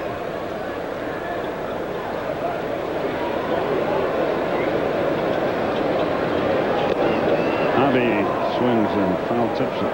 I think he has been a little bit of a pet project for Ron Perinoski, their fine pitching coach, so he has responded well to that.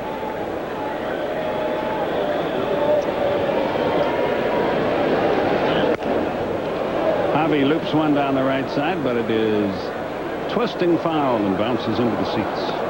There's Perinoski there on your right. One thing you could always look for this year, if starters are going to get in trouble, they're not going to give them a whole lot of innings. If you're in a Giant bullpen, you know you're going to get some work.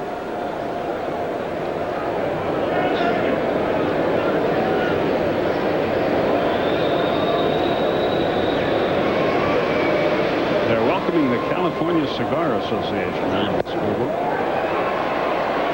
Lopez comes up empty. 3 strikeouts for Brock. Who is this guy? Carl Hubble? No. It's Chris Brock, but he sure looks better than he did for us. Giants bullpen has thrown about 100 more innings than the Braves bullpen. Always you can trace that right back to those guys that start the ball game. If they give you innings, the bullpen is not going to get in there as much. The Giants bullpen has done a good job too. Look at that, almost they're going to go 450 innings this year. 0-1 to Andrew. I was talking about those cigars. You read that thing about the big raid in New York on some fancy club, and they found all those Havana cigars? Yeah, apparently that's against the law, huh? It's become a big import business.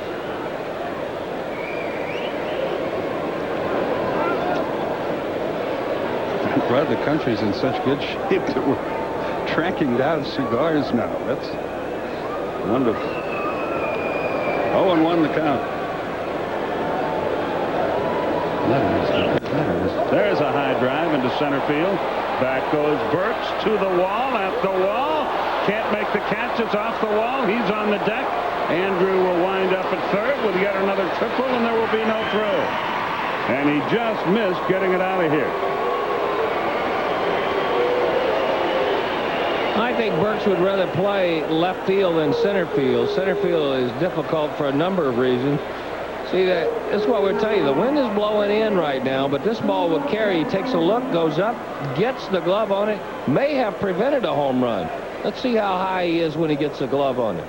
He was up high enough that possibly play that he'll tell you he should have made, but he may have saved a homer by getting up high and knocking it down. Andrew Jones now leads the league in triples with 8. Tony Graffinino could use a hit. He hits the ball well, but not well enough. Bernard has it on the fringe of the track, and the inning is over. 1 hit, but no runs, no errors. 1 left. Bottom half of the 7th inning. 5-0 Atlanta.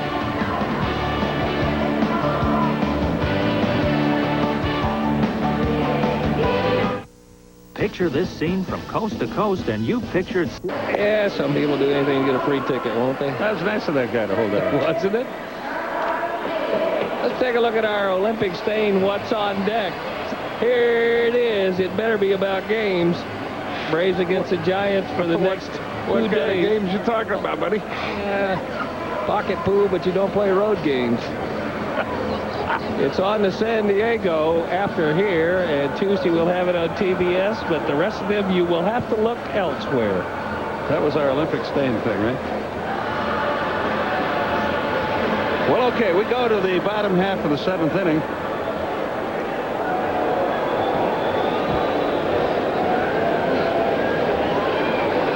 And Charlie Hayes will lead it off, and he hits a fly ball to right field. Gerald Williams is there waiting. He's got it. 1 pitch, 1 out. That's fine with Glavine.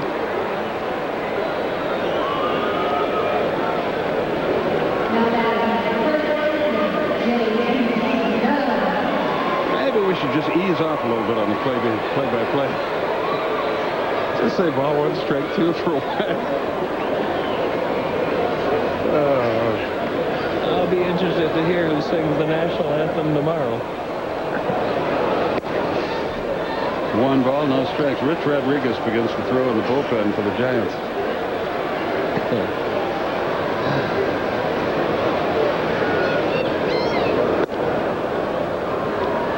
Well, this game's rolling right along. We'll be out of here in time to savor the delights of this fine city.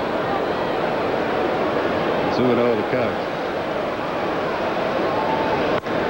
Blind in the center. Andrew goes back. Whoops. 2 out. Wynn played tricks with it, but he held on. 4 straight fly ball outs for Tommy, which is a little unusual for him, but as long as they're outs, that's fine. Well, that's the kind of pitching you can do with a 5-run lead getting late in the game. Take the short part of the ballpark out of play. Get the ball in the air. Unfortunately, this is a ballpark where there's no such thing as a routine fly ball.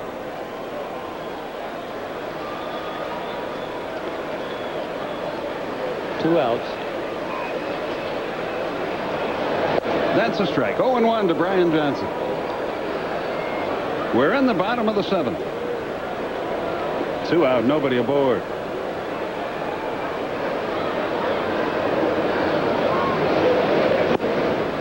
Where are you going after the game? The Fox.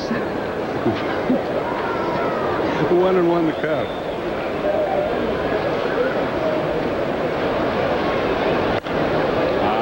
Fly ball, that'll do it. Gerald Williams got... Where you headed, Montana? And the inning, thank the Lord, is over. No hits, no runs, no errors. Nobody left. What kind of signage will we have next? We'll be back right after this.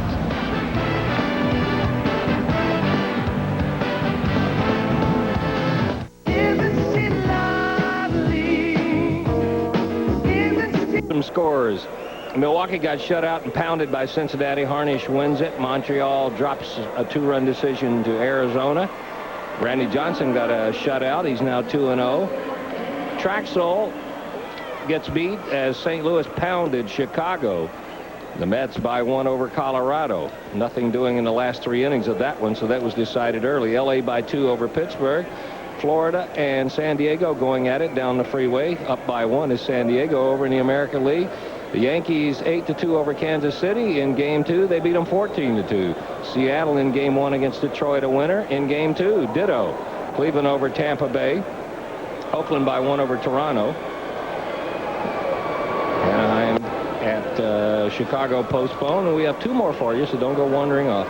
A lot of scoring tonight in the American League. Texas by 1. If you're interested in this and a lot of other stuff on the diamond, as well as what's going on in the box scores and the stats, the place to be is CNSI.com, the ultimate address for sports. Okay, Don, we go to the bottom of the 8th with the score. No, I'm just kidding. Pitch to Bautista is low, and it's 3-0. Chris Brock in his 3rd inning of work. Bautista has himself a home run tonight.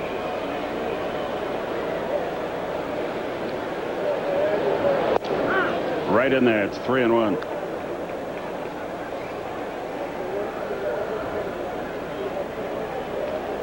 Nobody on, nobody out here. Fly right side, twisting into foul territory. Everybody chasing it. Bernard cannot get there. It's still 3-2. Boy, that's a tough way to make a living down there. We've seen more than one guy go into that corner after a foul ball. That mound comes up on you in a hurry. Look at that mound. That thing is like the Alps. And it's not. See, the front of it, you run up a slope, but watch when he gets there. There's a sharp right to his right. See how quickly he just stepped up on it right there in the back. See, that can ruin your whole day running up on that. Yeah, that's a terrible mound. The one on the down the left field line doesn't appear to be that bad. Bautista waits. The 3-2 pitch. Hopped up again. Foul territory. Snow comes over. He's got an equal room, and he's got one out. Also one of the best first baseman, one of the best gloves in all of baseball. Yeah, in one recent poll, he was rated, Andres Galarraga was rated 2nd only to J.T. Snow as a defensive first baseman. Here's T.Glavine, who has rolled merrily along.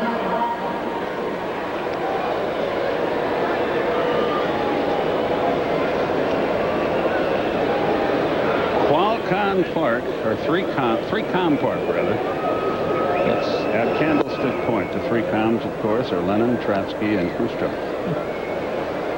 Qualcomm is in San Diego in Mission Valley. Well, I'm just getting ready. We'll go down there. 2 balls, no strikes, the count.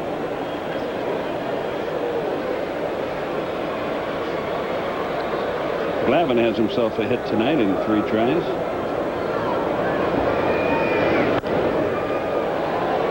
Two balls and a strike. They're getting Brock at 89 or 90 on their radar gun here, but it looks like one of the things that he has done is get a little more life at the end of his fastball. It seemed to me, I remember it was straight and not very lively, but he's getting some jump on it right at the end. A little tap to Kent. He's got this one. Glavine jogs down the line, 2 down. And Walt Weiss, who's 1 for 4, is the batter. The Dodgers beat Pittsburgh 3-1, the final 2-hitter for Brian Bohannon, who had relief help from Antonio Osuna and Jeff Shaw. Todd Van Poppel went 6 good innings, but lost it. He's 1-1. Jeff Shaw, his 34th save. Charles Johnson, his 16th homer. 41,676 in Dodger Stadium. Weiss stands in there.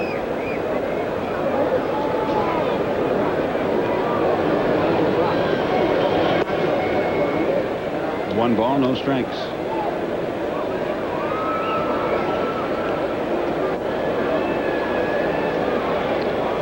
Braves on top, 5-0. Up the middle, but playable. Kent has it. Getting over. Nothing doing in the 8th for Atlanta, and Chris Brock is probably through for the night after 3 very, very good innings. We go to the bottom half of the 8th inning. Braves 5, Giants nothing.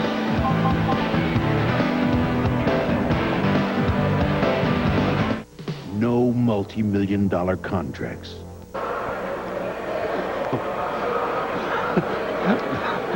Who is that? Witch Hazel and It's Dr. Seuss. or Sammy Sombrero. We go to the bottom half of the 8th inning. For the 6th straight year, a Harris poll proclaims the Braves truly are America's team, the most popular team in the majors. Find out about the lengths one Oklahoma family went to in order to visit Turner Field this year.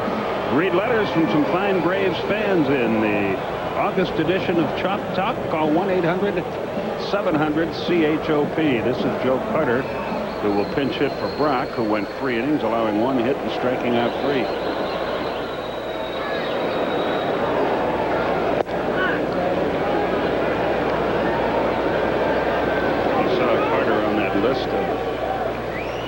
Players with a lot of homers. Well, I remember him as a young kid at San Diego.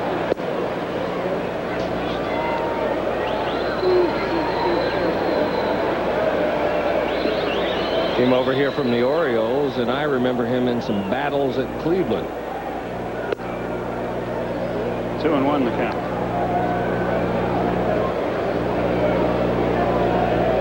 Two balls and a strike.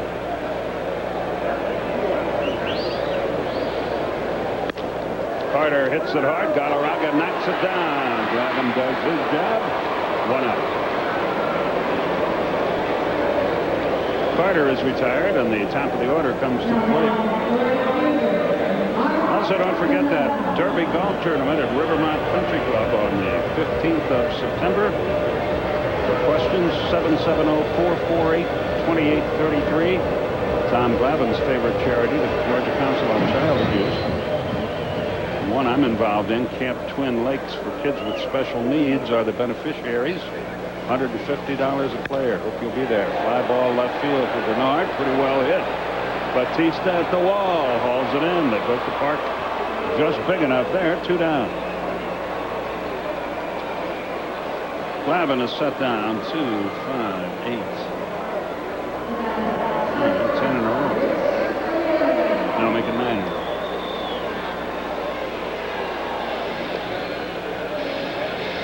A very economical night's work. The way it started, he didn't even know if Tommy was going to live through this game. He got whacked with a couple of sharply hit balls early that bounced off his body, but he settled down to pitch great.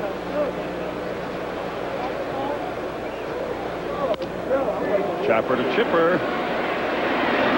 Doesn't get any easier than that. Rich Aurelia grounds out. The 8th inning comes to a close, and the Braves continue to lead 5-0.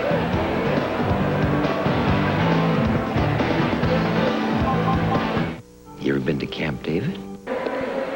Heading to the 9th inning, we want to invite you to stay with TBS after the game as Gina Davis and Jeff Goldblum star in The Fly. It's 80s night on TBS after the game. That's coming up right here on the Superstation. We want to apologize. We had our sound effects for The Fly buzzing a little too early, but we've got it all straightened out now. By the way, on a personal Braves family note, Ned Yost Jr. is with a group of kids hiking through Scotland this summer. Ned, if you're within the sound of our voice, and we know the cable gets over there, call your mom. Please. 0-1 the count. Laddie, do it quick. Gerald Williams tonight is 2 out of 4. He scored a run. Downstairs, 1-1 the count.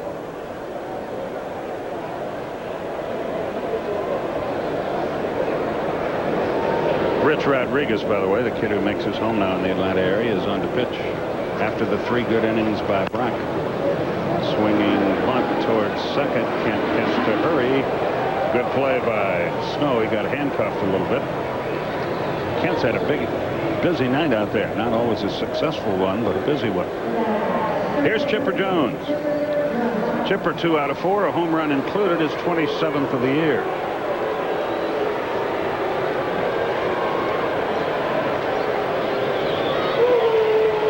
This is a strange place. It's the only place I know where it gets warmer as the night goes on.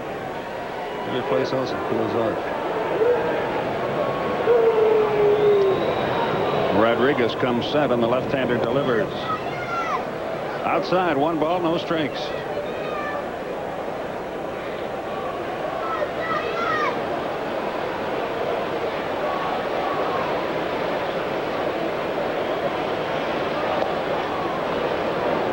Two and 0 the count. Kevin Millwood, Danny Darwin tomorrow, John Smoltz, Mark Gardner on Sunday. That game will be played at 8:05 Atlanta time. Braves Radio Network will have both those. Right back where it came from, a broken bat, 2 out.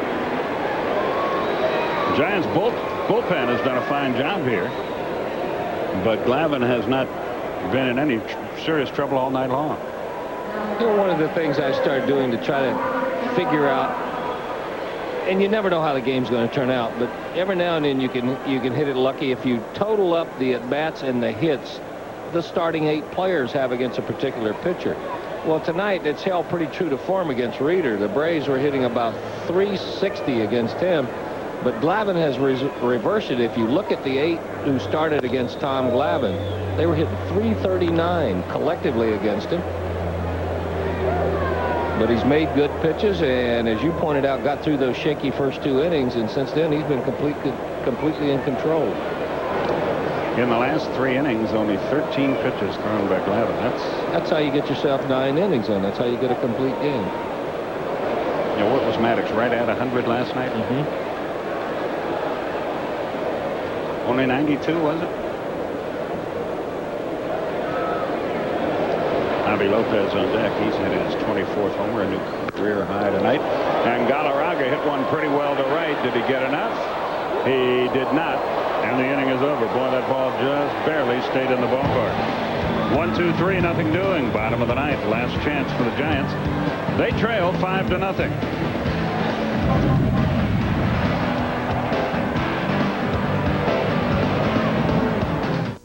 Welcome back.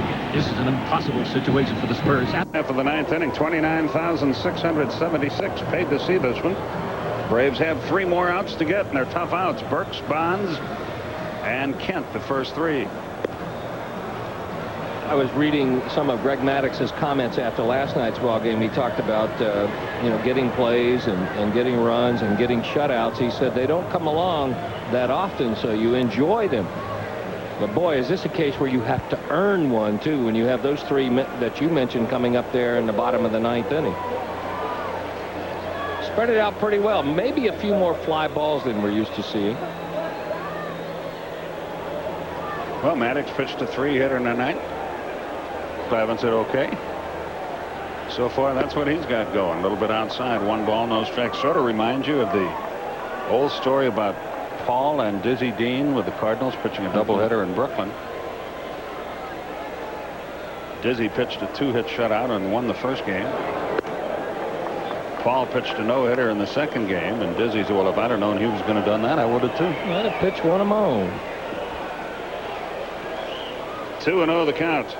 Glavine has walked 2 in the game. Swinging away 2-0, down 5. He fouls it off, 2-1.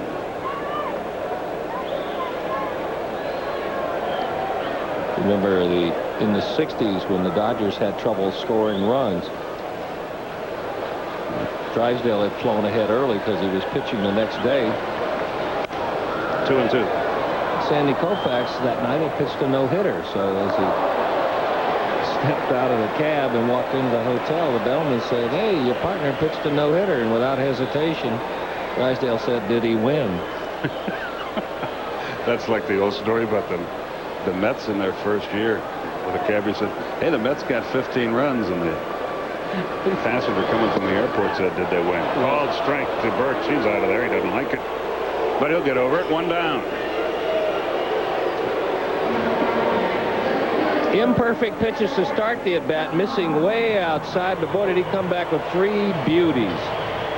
Right in the outside corner. The only question was it high enough, and if you watch that come across at the knees, where it crossed the plate, it definitely was high enough. Nice pitch. Braves go into their shift with Bonds at the plate. Everybody's on the right side of the infield except Chipper Jones. Upstairs, 1 ball, no strikes.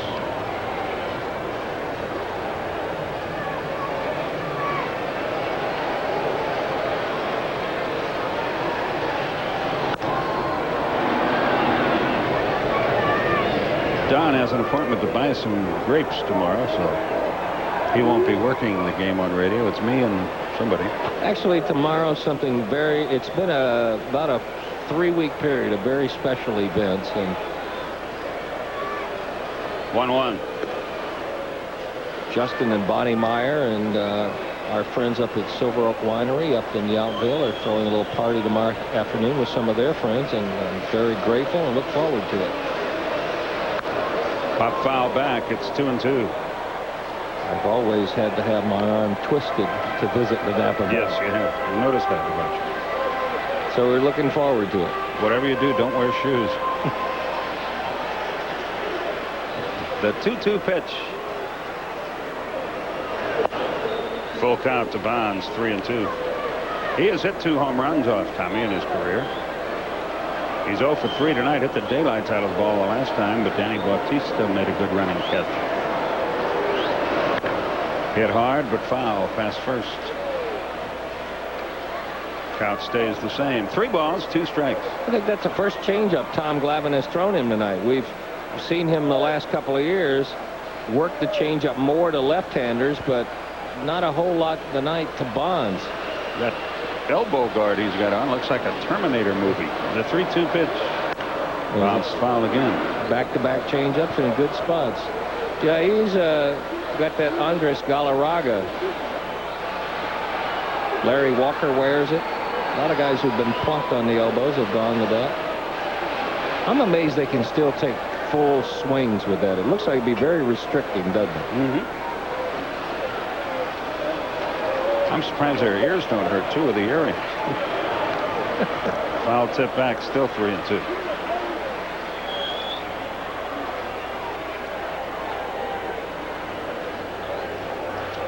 Now they want some action to begin in the Atlanta bullpen. Eddie Perez is hustling down there. 3-2 pitch. Curveball hit right into the teeth of the shift. Graffinino to first, 2 out. And Jeff Kent will be the batter. We were talking earlier about the improvement of Javi Lopez. I really liked watching him before he called that sign. He had called a couple of changeups, and if you watched him, there was a good 6 or 8 seconds before he put down a sign, thinking through, you know, what do I want to call here? We want to get him out with this pitch. What do I want to call? That's a part of his maturity, too. Thinking the kind of game he wants his pitcher to pitch rather than the kind of game he might not be able to hit. Well, a lot of Braves fans here, and they're on their feet. The Giant fans are on their way to the exits. And Kent's going to end the game with an easy rotor. A great pitching job by Tom Glavine, and the Braves start this big 9-game road trip in spectacular fashion as they win it 5-0. And you're looking at our AutoZone player of the game. Tom Glavine records the 3-hit shutout. Glavine goes 9, strikes out 4. Nobody on the Giants got a hit after the 3rd inning. Our AutoZone player of the game is Tom Glavine. We'll be back to wrap it up right after this.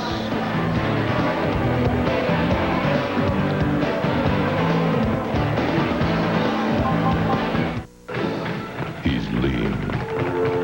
Is brought to you by the 68,000 professionals at Delta Airlines, who proudly put you on top of the world. By Burger King. Enjoy the great new tastes menu. Several delicious items at one great price every day. If you ask us, it just...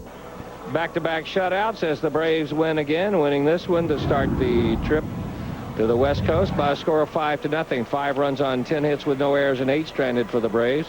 No runs, 3 hits, 3 costly errors, and 5 stranded. Glavine wins it. That is shutout number 16 for him. Reeder takes the loss. You see the 3 home runs. Braves have beaten up on the West. For Tom Glavine, his 16th career shutout. Right now, he joins Maddox and Ashby as the National League's only 15-game winners. Ashby trying to hang on to a 3-2 lead now.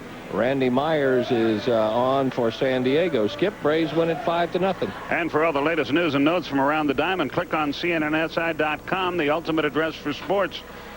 Braves play here tomorrow. Kevin Millwood against Danny Darwin. It will not be televised. Our next fly is coming up for you right here on TBS. For Don Sutton, Pete Van Weren, Joe Simpson, our entire TBS crew. Braves a winner, 5-0. Tom Glavine did the job. So long, everybody.